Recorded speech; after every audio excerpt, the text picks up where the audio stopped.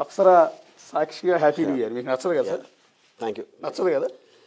అంటే ప్రతి year same old year. New year ఏముంటుంది, 31st తాగేసి పొద్దున్న లేచిన తర్వాత మళ్ళీ ఓల్డ్ ఇయర్ ఉంటుంది.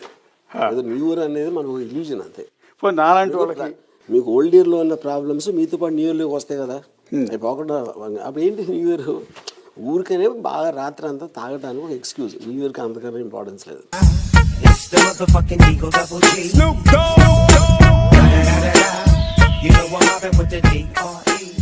అంటే అప్పటికి మీకు 65-70 రీచ్ అవుతుంది. ఓకే, రీచ్ అవుతుంది.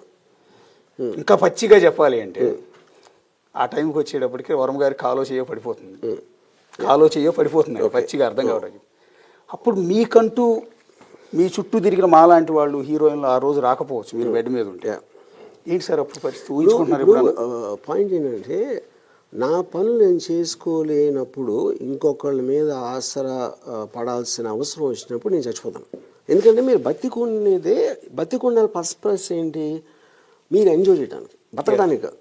నేను ఎప్పుడైతే ఎంజాయ్మెంట్ అనేది లేకుండా ఒక ఫిజికల్ ఎలిమెంట్ నా దగ్గరకు వచ్చినప్పుడు ఐ విల్ డై.